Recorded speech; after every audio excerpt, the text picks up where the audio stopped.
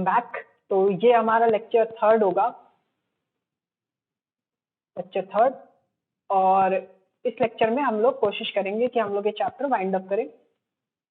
Last lecture में हम लोगों ने क्या देखा था वो एक बार रिकैप करा देता हूँ। लास्ट लेक्चर में हम लोगों ने एक वीडियो देखी थी जिससे मैंने कोशिश की थी ये एक्सप्लेन करने की कि अकाउंटिंग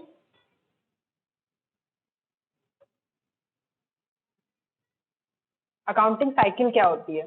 ओके, और हम लोगों ने ऑब्जेक्टिव और अकाउंटिंग साइकिल के बाद भी जो जो चीजें अकाउंटिंग का पार्ट है वो सब हम लोगों ने देखा। ओके, तो अब इस लेक्चर में हम लोग जो अभी तक बहुत बड़े बड़े वर्ड्स आ रहे थे, जैसे फॉर एग्जांपल अभी जैसे एक वर्ड आ रहा था बार बार, पहले भी फर्स्ट लेक्चर में भी आया था बुक कीपिंग, फिर आया एक वर्ड बार बार अकाउंटिंग, फिर एक वर्ड आया जो तो आप लोग सुनते ही रहेंगे वो है अकाउंटेंसी। ये तीनों वर्ड मैंने पहले लेक्चर में भी बताया था कि सेम नहीं है और इनमें क्या डिफरेंसेस है, वो एग्जैक्टली डिफरेंसेस क्या है वो आज हम लोग डिस्कस करते हैं। चलिए,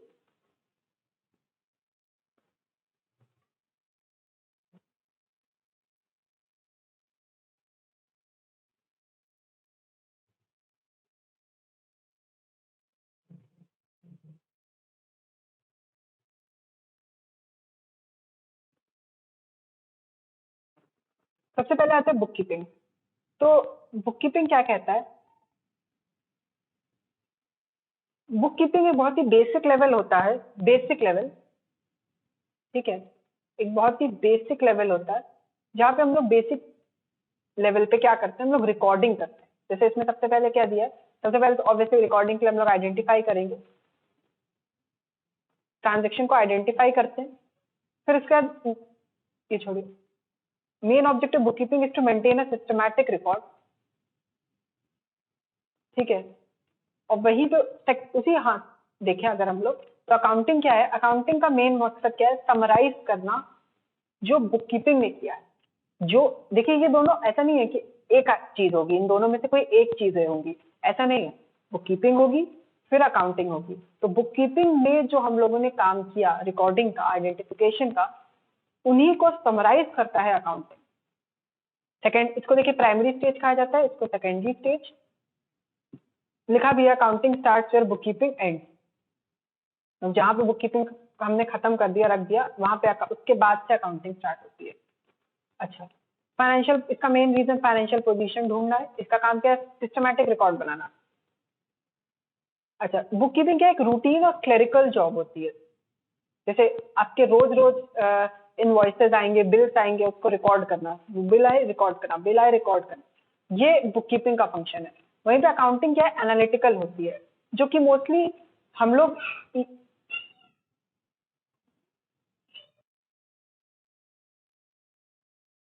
बुक कीपिंग क्या है, क्लेरिकल और रूटीन है, और अकाउंटिंग क्या है, एनालिटिकल फीचर है, ठीक है। वहीं पे बुक कीपिंग क्या है, जूनियर स्टाफ करता है क्योंकि ये बहुत ही बेसिक काम है। और अकाउंटिंग करने के लिए एक पर्सन, सीनियर स्टाफ का मतलब क्या है एक्चुअली, कि हम लोग को एक ऐसे पर्सन की जरूरत है जो कि जिसको बेटर नॉलेज, ठीक है, प्रॉपर नॉलेज है। इसमें देखिए आगे लिखा भी है, ये करने के लिए लिमिटेड लेवल ऑफ नॉलेज चाहिए, जबकि ये करने के लिए हायर लेवल ऑफ नॉलेज चाहिए। हाँ, एनालिटिकल, ये तो बस डिफरेंस बताने वाली बात है। थोड़ा और अगर आगे देखें, जैसे बुक कीपिंग में क्या क्या है, it is mainly concern with record keeping and maintenance. Okay, मतलब मेंटेन करना एक मेजर पार्ट है बुक कीपिंग का, रजिस्टर बना के रखने का, एग्जांपल में कह सकता हूँ। इसे क्या है, सबसे पहले आइडेंटिफाई किया ट्रांजेक्शन, ठीक है, measuring the identified transaction in terms, अरे भाई मतलब वैल्यू, फिर रिकॉर्ड किया और क्लासिफाई किया। जो अकाउंटिंग साइकिल में था, मतलब क्लासिफिकेशन का बुक कीपिंग हो रहा है। फिर उसके बाद अकाउंटिंग क्या है, समराइज किया क्लासिफाइड ट्रांजेक्शन को, ठीक है, in the form of profit and loss account और बैलेंस शीट में। एनालिसिस क्या है, एनालिसिस और इंटरप्रिटेशन का मतलब वही जो इन्वेस्टर्स करते मैंने बताया, और फिर कम्युनिकेट करना वो रिजल्ट, वो अकाउंटिंग पार्ट, ठीक है। देखिए लिखा है, an accountant work goes beyond that of a bookkeeper। अब आती है बात अकाउंटिंग और अकाउंटेंसी में क्या डिफरेंस है। सबसे पहला डिफरेंस तो मैं आपको ऐसे ही बता दूं, ये आप कहेंगे लीजिए हमें पता है सर जी, ये हमारा सब्जेक्ट है और ये अकाउंटिंग क्या है, ये तो एक प्रोसेस है जिसे खाता बनाते हैं, ठीक है, बिल्कुल सही। क्या है, concern with recording, classifying and summarising of transaction, accounting, ठीक है। और ये क्या है, बॉडी ऑफ नॉलेज है, अकाउंटेंसी पूरा पूरा सब्जेक्ट है, बॉडी ऑफ नॉलेज है, जिसमें सर्टेन रूल्स है, प्रिंसिपल्स है जिनको फॉलो करना है, जो आप पढ़ेंगे आगे भी। नैरो है इसका स्कोप, ये वाइडर है इसका स्कोप, इसके अंदर है बुक कीपिंग और अकाउंटिंग। फिर it depends on book keeping, it depends on both bookkeeping and accounting. The main function is to ascertain the net result, financial position and communicate them. Decision making function, basis of information, bookkeeping. अरे मैं रुकिए आपको summarise करा देता हूँ, एक minute. ऐसे एक चीज करते हैं, इससे पता चल जाएगा आपको।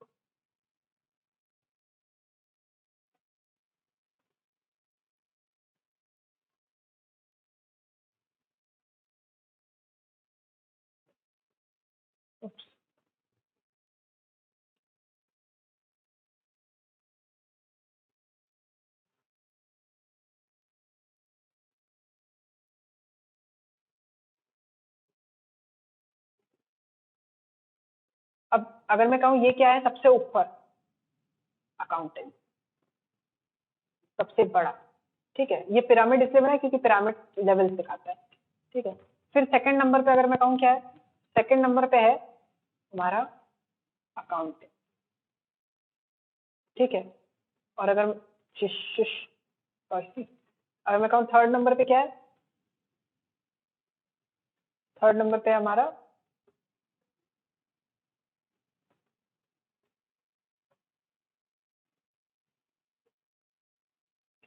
ओके। अब इससे आप समझ सकते हैं अकाउंटेंसी के अंदर क्या क्या है, दोनों चीजें आती हैं, अकाउंटिंग भी और बुक कीपिंग भी, ठीक है। अकाउंटिंग के अंदर क्या आता है, बुक कीपिंग, और बुक कीपिंग के अंदर रिकॉर्डिंग, क्लासिफिकेशन। तो ये है बेसिकली, ऐसे आप डिफरेंस समझ सकते हैं, ठीक है। सबसे ऊपर अकाउंटेंसी, उसके अंदर है अकाउंटिंग और बुक कीपिंग, और फिर अकाउंटिंग के अंदर है बुक कीपिंग। ये इसके ऊपर डिपेंडेंट है और अकाउंटेंसी इन दोनों के ऊपर डिपेंडेंट है।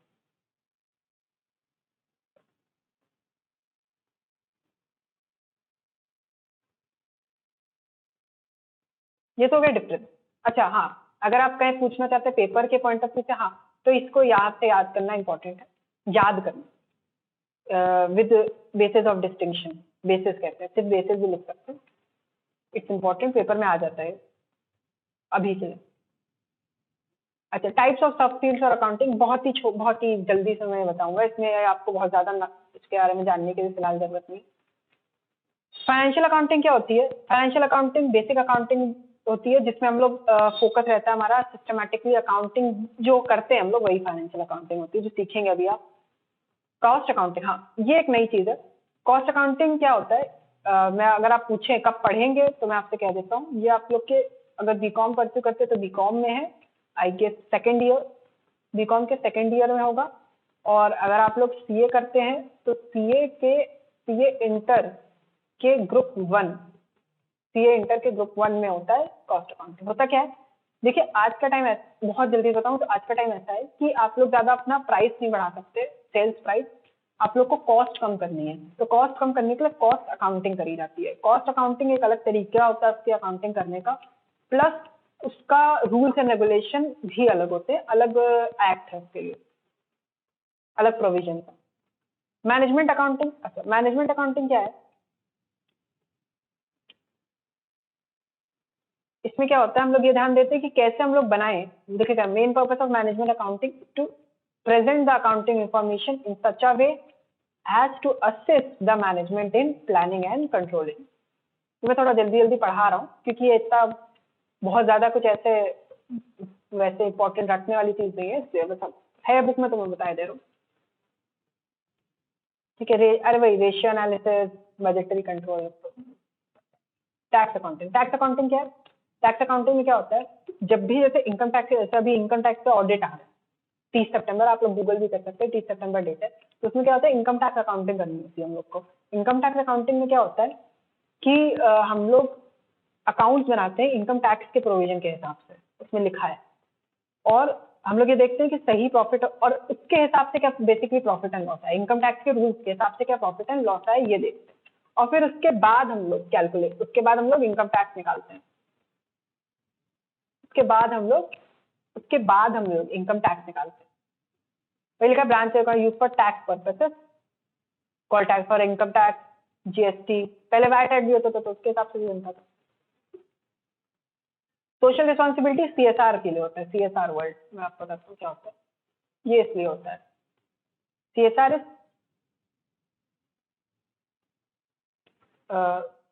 Is corporate social responsibility. इसमें क्या होता है कि कहा जाता है कि देखो हर एक कंपनी का एक सोशल रिस्पॉन्सिबिलिटी है। क्यों है?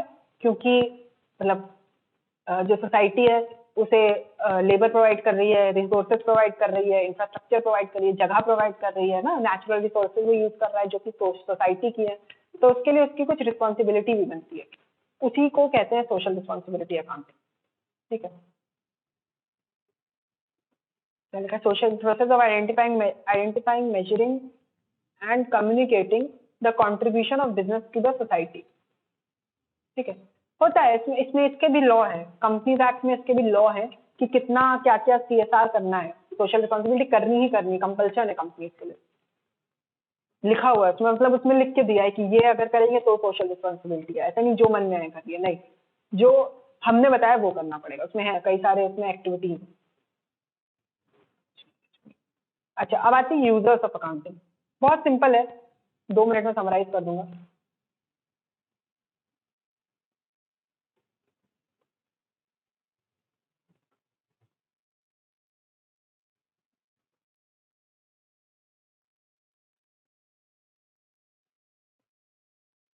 अच्छा, वो पूछ रहा है यूजर्स ऑफ अकाउंटिंग, ये क्या है? इसको दो हिस्सों में बांटा गया है यूजर्स ऑफ अकाउंटिंग को। पहला इंटरनल और ऑब्वियसली दूसरा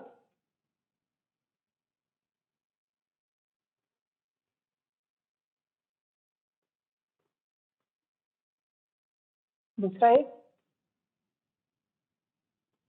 एक्सटर्नल। यूजर्स ऑफ अकाउंटिंग का मतलब यहाँ पे क्या हम लोग कहना चाह रहे हैं, मतलब कि वो लोग जो अकाउंटिंग इंफॉर्मेशन को यूज करते हैं, जिनके लिए अकाउंटिंग इंफॉर्मेशन इंपॉर्टेंट है, मतलब जिसके लिए बेसिकली हम लोग अकाउंट बना रहे हैं वो। ठीक है, इंटरनल यूजर्स में ऑब्वियसली जो फर्म के इनसाइड हैं, इनसाइडर्स हैं, वो आते हैं। जैसे कि एग्जांपल लूं तो सबसे पहले तो ओनर ही आ गया। ठीक है, ओनर में जैसे वो इंस्पेक्टर था, और पिछले वाले लेक्चर में जो वीडियो दिखाई थी उसमें, और ओनर हो गया। और कौन? कंपनी के अंदर के जो एम्प्लॉइज होते हैं उनको भी होती है जरूरत। कैसे होती है आगे आपको पता चलेगा। और अगर कंपनी है तो शेयर होल्डर जो कि ओनर्स ही है। और कौन? मैनेजमेंट, जैसे बड़ी बड़ी कंपनीज में मैनेजमेंट और ओनर अलग अलग हो सकते हैं। ठीक है, तो मैनेजमेंट, तो ये सब एक इंटरनल लोग हैं। एक्सटर्नल लोगों में कौन कौन आता है? ऑब्वियसली जो आउटसाइडर्स हैं, जिसके लिए एक्चुअली में वर्ड हम लोग यूज करते हैं थर्ड पार्टी। थर्ड पार्टीज हैं जैसे कि सबसे पहले जिसने भी आपको उधार दिया, क्रेडिटर। ठीक है, बैंक, गवर्नमेंट गवर्नमेंट भी आती है, और लीगल अथॉरिटीज जितनी भी है ये। ठीक है, ये सब आपके एक्सटर्नल यूजर्स है अकाउंटिंग के। अच्छा, अब सवाल आता है कि सर सबको बुक्स ऑफ अकाउंट्स पकड़ा देते हैं, तो जवाब है नहीं। क्या इन दोनों लोगों को, क्वेश्चन आता है कि क्या इन दोनों लोगों को सर जी हम लोग अकाउंटिंग सारी अपनी किताबें रखते थे? ऐसा बिल्कुल भी नहीं। बहुत पर्टिकुलर केसेस में थर्ड पार्टी जो एक्सटर्नल यूजर्स हैं उनको हम लोग अपना अकाउंट देंगे। जैसे कि फॉर एग्जांपल अगर मैं दूं आपको, तो थर्ड पार्टी के केस में जैसे कि अगर कोई ऑडिटर है जो कि सीए होते हैं मोस्टली, तो वो एक्सेस करते हैं। जैसे फॉर एग्जांपल मैं जब जाता हूँ ऑडिट के लिए, तो हम लोग को अलाउड है बुक्स देखना। हम लोग प्रॉफिट एंड लॉस अकाउंट हम लोग बुक्स देखते हैं जाके, डिपेंडिंग अपॉन कौन से टाइप का ऑडिट है। तो उसके लिए जैसे ऑडिटर्स के पास जा रहे हैं ऑडिट के लिए, तो अब इंटरनल यूजर्स को तो पूरा ऑब्वियसली अवेलेबल हो जाता है मोस्ट केसेस में। एम्प्लॉय के केस में सकता है रिस्ट्रिक्शन हो कुछ, लेकिन ओनर्स और शेयर होल्डर केस में आपको पूरा मिल सकता है। लेकिन एक्सटर्नल के केस में इसमें बाइंड कर रखा है, बाउंड किया गया है, ठीक है। और गवर्नमेंट है, जैसे गवर्नमेंट के केस में, जैसे गवर्नमेंट के केस में क्या है, जैसे फॉर एग्जांपल कोई, जैसे हम लोग रेट में देखा होगा आपने, हाँ, अजय देवगन एक्सेस करता है बुक्स ऑफ अकाउंट, वो वही एक्सेस करता है। तो जैसे कोई इनकम टैक्स की रेट्स हैं, ठीक है, इन्वेस्टिगेशन से रिलेटेड, तो अकाउंटिंग यूज हो सकती है। देखिए लिखा है, person who have a direct interest in the business, owner, management, ठीक है। एक्सटर्नल यूजर्स में कौन कौन है? हु हैव प्रेजेंट और फ्यूचर इंटरेस्ट। प्रेजेंट का मतलब, जैसे प्रेजेंट का मतलब यहाँ पे कौन है? Share holder. फ्यूचर का मतलब जैसे कि हो सकता है कोई बैंक जो लोन देना चाहता हो फ्यूचर में ना, तो वो देखता है। देखिए लिखा है पोटेंशियल इन्वेस्टर्स। देखिए इसमें लिखा भी है दे हैव, देखिए हाँ ये बहुत important line, they have no access to the internal और unpublished report of the enterprise, ठीक है। नो एक्सेस टू इंटरनल और अनपब्लिश। इंटरनल रिपोर्ट मतलब जो अकाउंटिंग की होगी उसका नहीं, उसकी एक्सेस नहीं देंगे हम लोग। हम लोग किसकी देंगे? एक्सटर्नल और पब्लिश्ड। पब्लिश्ड क्या होता है? रिपोर्ट, वही मैंने बताया था पब्लिक डॉक्यूमेंट है ना, प्रॉफिट एंड लॉस, अभी देखा भी था इन्फोसिस का कैश फ्लो। क्या होता है चैप्टर है आपके कैश फ्लो, देखेंगे बताएंगे क्या पोटेंशियल।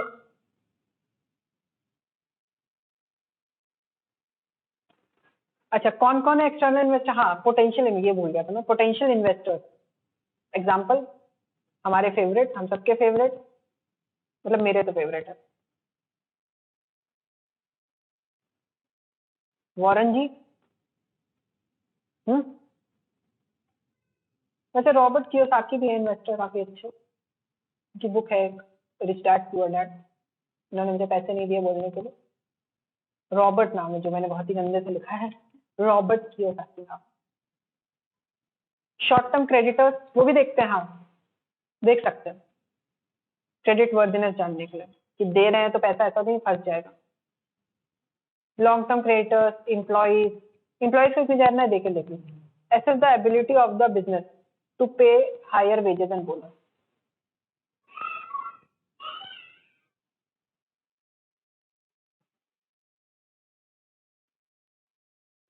Tax authorities, हाँ वही income tax, government and their agencies, allocation resources के लिए, social responsibility group, public, competitors.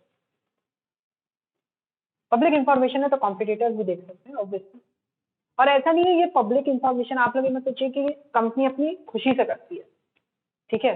हाँ करती है कई केसेस में खुशी से आप लोग को और इन्वेस्टर्स चाहिए तो आप लोग दिखाओगे ना, देखो मेरे पास इतना सारा प्रॉफिट है, मेरे को मैं इतना कमाया, मैं देख कितना कमा लेता है, पैसा दोगे तो मैं आपको उसका इतना गुना पैसा वापस करेगा, रिटर्न देख रहे हो, ठीक है।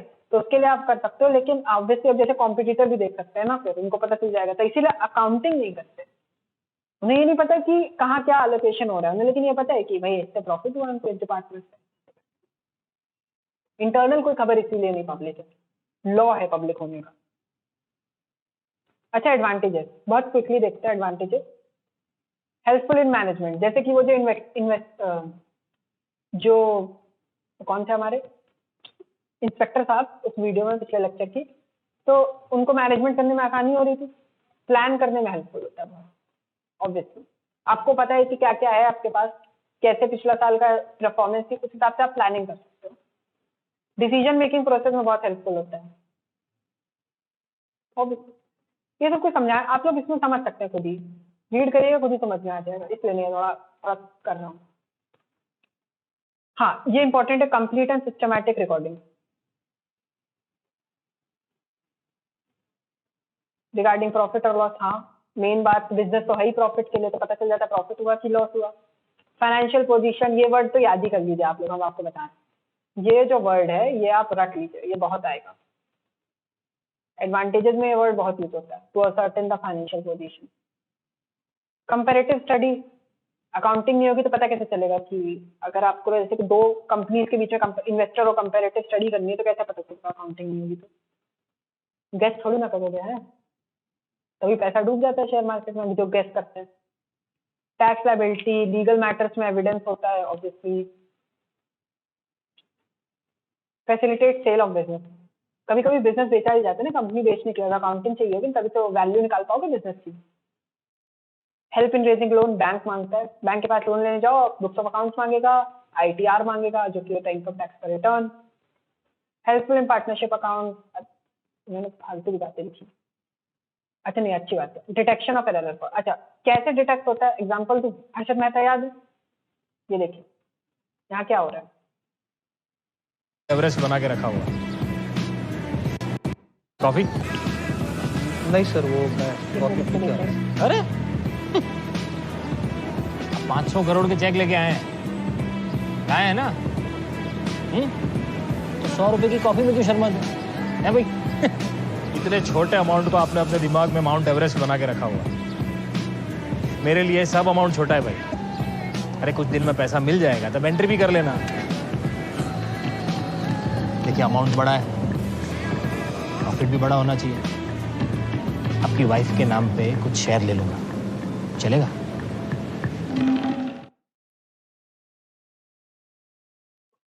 ओके अब क्या हुआ यहाँ पे कि देखिए उन्होंने क्या कहा कि मैं दे दूंगा पैसे, एंट्री कर लीजिएगा, ठीक है।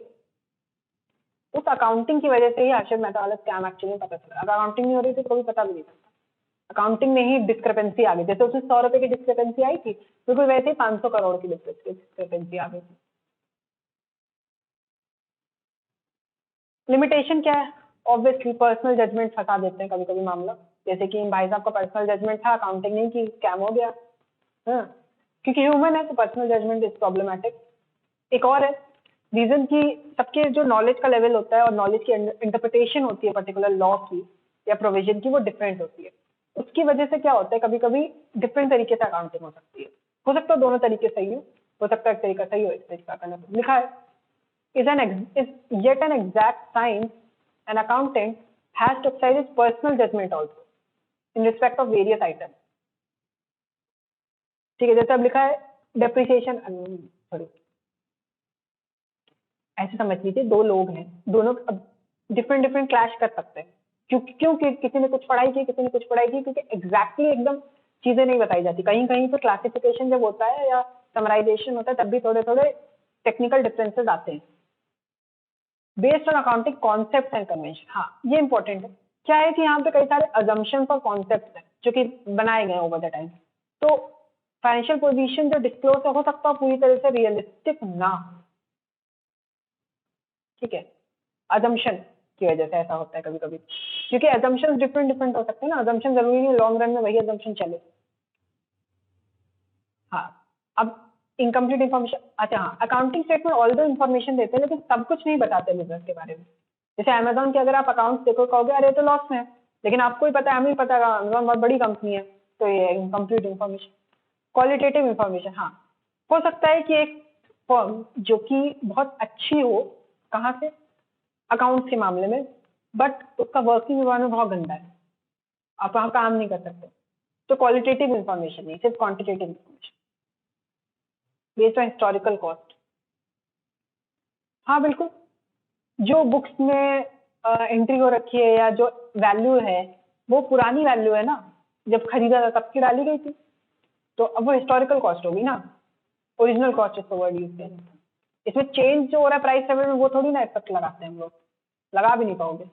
बात ये है कुछ चीजों को छोड़कर बाकी चीजों में लगेगा भी नहीं, तो ये एक प्रॉब्लम आ जाती है। सबसे जरूरी है लैंड और बिल्डिंग। जैसे जरूरी नहीं आपके, अगर कंपनी ने बिल्डिंग ओन कर रखी है, मान लो जब उसने खरीदी थी तब वो 1 करोड़ की थी, तो हो सकता है उसकी वैल्यू कम हो गई हो और हो सकता है उसकी वैल्यू ज्यादा भी हो सकती है, दोनों केसेस हो सकते हैं, तो वो रिकॉर्डिंग होती नहीं है एग्जैक्टली बार बार। विंडो ड्रेसिंग, ये इंपॉर्टेंट है, ये एक वर्ड आया है। हाँ भाई, वर्ड क्या है? Window dressing. ये क्या है?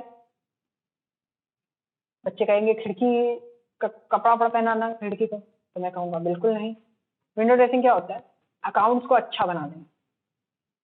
पॉसिबल है?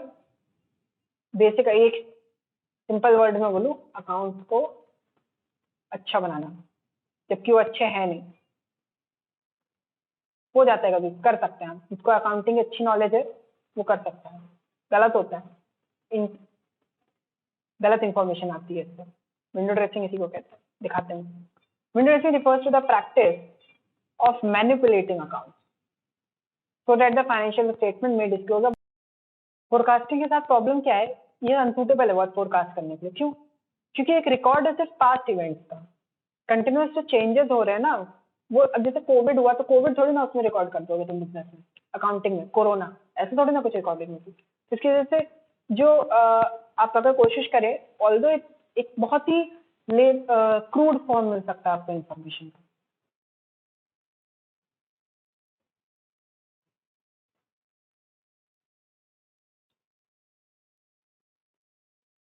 अच्छा अब देखिए, इसको कहते हैं कॉन्ट्राडिक्शन। एक जगह बोल रहे फोरकास्टिंग के लिए अच्छा नहीं है, फिर कह रहे रिलायबल है। कुछ क्वालिटेटिव कैरेक्टरिस्टिक्स की बात अगर करें तो रिलायबल है। क्यों? क्योंकि सबसे बड़ी बात है फैक्चुअल और वेरीफाइबल। यहाँ पे जो भी अकाउंटिंग होगी, एक बात का ख्याल रखिएगा, यहाँ पे जो भी अकाउंटिंग होती है तो सबसे पहले उसके साथ बिल लगे होते हैं। तो आपको पता है कि ये ट्रांजेक्शन हुआ है, हम लोग यही तो देखते हैं, उसके साथ एक वाउचर लगा होता है। ओके, तो इस वजह से फैक्चुअल है, किसी की कही सुनी बात नहीं है। रेलेवेंस है ऑब्वियसली बिजनेस के लिए। क्यों? फाइनेंशियल स्टेटमेंट से जो इंफॉर्मेशन मिलती है वो इंपॉर्टेंट है ना, उसी से तो काम होगा, आगे इन्वेस्टर उसी से तो आएंगे। अंडरस्टैंडेबल है ऑब्वियसली, लॉजिकल होने की वजह से। और एक बार समझ में आ जाता है सब देख, सब बहुत कोई ऐसा एकदम बहुत ही कॉम्प्लेक्स लेवल नहीं होता है, आपको समझ में आती है, ठीक है। तो अंडरस्टैंडेबल है। कंपेरेबिलिटी, कंपेरेबिलिटी का मतलब पता है क्या है? क्यों है कंपेरेबिलिटी, मैं बताता हूँ। सिंपल वजह, क्योंकि रूल्स होने की वजह से, जो रूल्स होते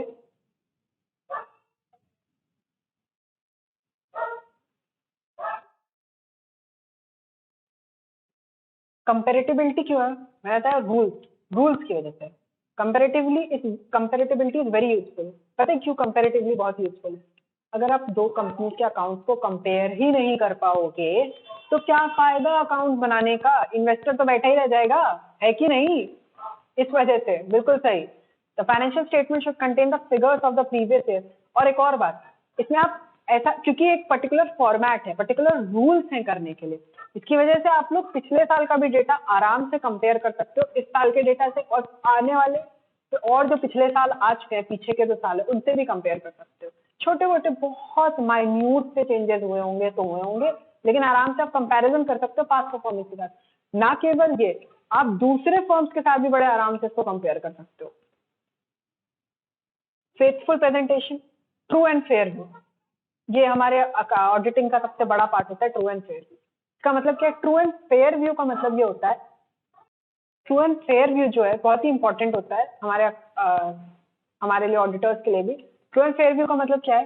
सच और एक फेयर व्यू, एग्जैक्ट व्यू नहीं बताएगा, एक फेयर मतलब जिससे आप डिसीजन ले सके, इतना सही है, इसलिए फेयर वर्ड यूज होता है। ऑफ द प्रॉफिटेबिलिटी, मैंने कहा था फाइनेंशियल पोजीशन रख लीजिए, बहुत बार आएगा फाइनेंशियल पोजीशन, लेकिन यही लिखा है अकाउंटिंग स्टैंडर्ड, इसकी वजह से ही होता है। अगर ये नहीं होंगे ना तो सब अपने हिसाब से फिर अकाउंटिंग करेंगे, जो जैसा जिसको अच्छा लगता है, अपने पर्सनल चाहतों के हिसाब से, और पर्सनल चाहते मैच तो करेंगे नहीं लोगों की, तो फिर सब ऐसी तैसी हो जाएगी हर चीज की। इसलिए न्यूट्रलिटी, इन रूल्स की वजह से न्यूट्रलिटी भी आती है। मतलब अकाउंटिंग इज नॉट बायस। अगर आपने परचेज की तो की, ऐसा थोड़ी है कि रिलायंस ने परचेज करेगा तो वो कहेगा कि नहीं मैं तो इनकम हो जाएगी रिलायंस करेगा तो, और अगर अमेजोन करेगा तो मैं उसको सेल्स बना देगा, ऐसा थोड़ी है। वो रहेगी purchase. Accounting is neutral. Role of accounting, role as a language, मैंने फर्स्ट लेक्चर में भी बताया था कि बिजनेस की लैंग्वेज होती है, वही लिखा है मैंने। मैंने तो लिखवाई है सब किताबों में भाई, नहीं मुझसे पूछने आया था टीके गोयल भी ऐसी बोल रहा हूँ मजाक में। Role of historical record, chronological record होते हैं, डेट वाइज देख सकते हैं आप। डिटरमाइनिंग नेट प्रॉफिट, अरे देखिए वही सारी देखिए रिपीट हुई है यहाँ पे बातें, एक आध बातें नहीं डालेंगे। नेट प्रॉफिट, फाइनेंशियल पोजीशन, मैंने कहा रख लो, ये तो आप टैटू करा लो, हम बता रहे हैं पर हर जगह फिट होगा ये। Financial position, information, role of service provider, ये क्या है बता देता हूँ। Is not recording information system. पता है क्यों? सॉफ्टवेयर यूज होते हैं, सॉफ्टवेयर यूज होने की वजह से इंफॉर्मेशन सिस्टम बनता चला जा रहा है। Role of service provider is a service activity because it provides quantitative financial information। Accountant service देते हैं ना। तो ये था आपका चैप्टर 1। इसमें हम लोगों ने क्या क्या पढ़ा, जल्दी से अगर मैं रिकैप कर रहा हूं।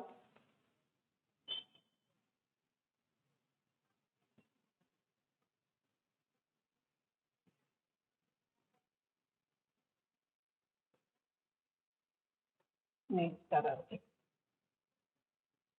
रिकैप कर रहा हूं अगर आपको। सबसे पहले हम लोगों ने अकाउंटेंसी को देखा, मैंने आप लोग को बताया कब स्टार्ट हुई थी, ठीक है, 1400 में। फिर हम लोगों ने क्या देखा, अकाउंटिंग क्या होता है, और मैंने आपको अकाउंटिंग, बुक कीपिंग ऐसे फर्स्ट लेक्चर में चीजों वर्ड बताए, ठीक है। माहौल बनाया अकाउंटेंसी का, अकाउंटिंग का थोड़ा थोड़ा बताया कि कैसे कैसे क्या क्या चीजें होती हैं। फिर सेकंड लेक्चर में हम लोगों ने क्या देखा, ये तो फर्स्ट लेक्चर का पार्ट था, बहुत ही ज्यादा इसमें हम लोग बेसिक लेवल पे इंट्रोडक्टरी पार्ट देखा, और यहीं पे हम लोगों ने एक और चीज देखी थी, वो है डेफिनेशन। ओके, इसके बाद हम लोगों ने सेकंड लेक्चर में क्या देखा, सेकंड लेक्चर में जो चीजें हम लोगों ने देखी, सबसे पहले तो अकाउंटिंग साइकिल क्या होती है या प्रोसेस क्या होती है, अकाउंटिंग साइकिल और प्रोसेस के बाद क्या क्या स्टेप्स हैं। इसके लिए मैंने आपको याद करिए एक वीडियो दिखाई थी, मूवी का क्लिपिंग दिखाई थी बेसिकली एक मूवी की।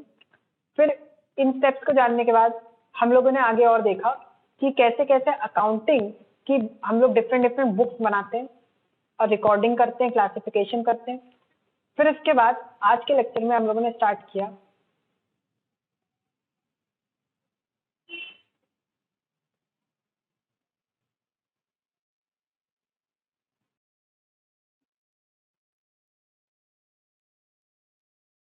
हाँ सेकंड लेक्चर, और हाँ एक चीज और, सेकंड लेक्चर में लोगों ने ऑब्जेक्टिव्स भी देखे थे अकाउंटिंग के, ठीक है। फिर क्या थर्ड लेक्चर में मैंने डिफरेंस बताया आपको,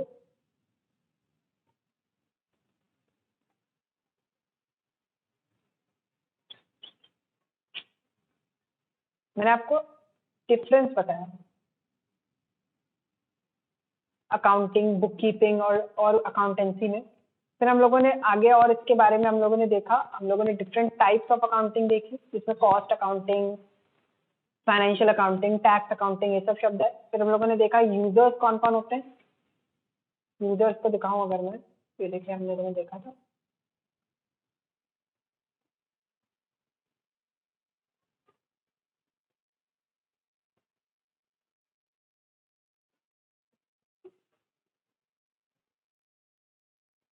यूजर्स देखे थे हम लोगों ने, डिफरेंट डिफरेंट तरीके के जो यूजर्स हैं,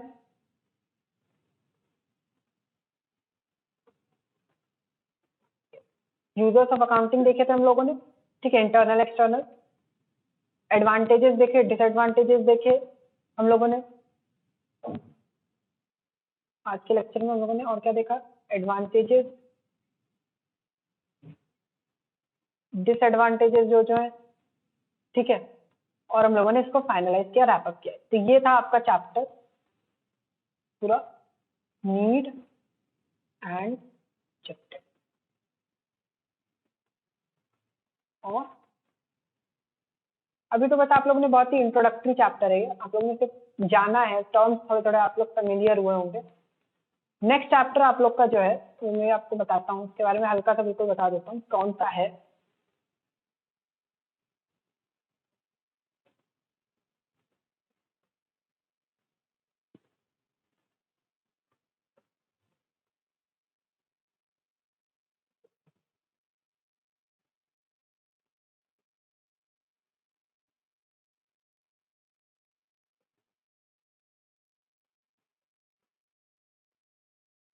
नेक्स्ट चैप्टर है बेसिक अकाउंटिंग टर्म्स। हाँ ये इंपॉर्टेंट है काफी। बेसिक अकाउंटिंग टर्म्स में,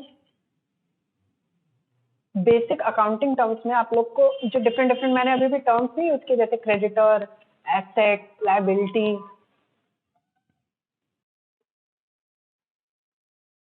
बेसिक अकाउंटिंग टर्म जैसे जैसे मैंने वर्डिंग्स भी यूज की थी।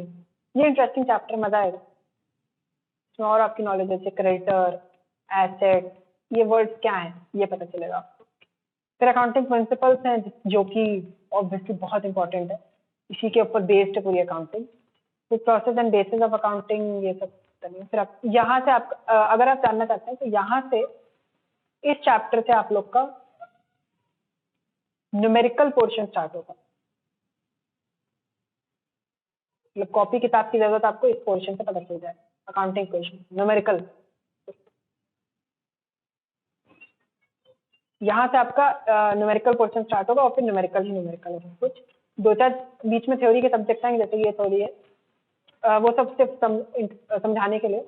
इसके बाद फिर थ्योरी। कंप्यूटराइज अकाउंटिंग नहीं होगा, आपके लोग में नहीं है।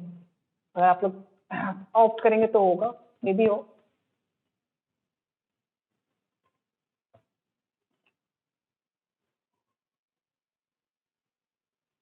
ओके, तो ये था चैप्टर 1 अकाउंटिंग का, need and objectives of accounting.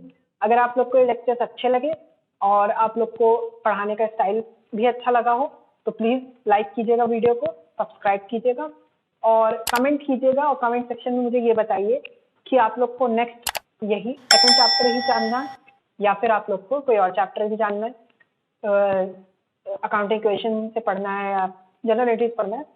और अगर कोई आप लोग का फीडबैक है इम्प्रूवमेंट के लिए तो वो भी मुझे बताइए। ओके, तो आज के लिए इतना ही, तब तक बाय बाय, टेक केयर।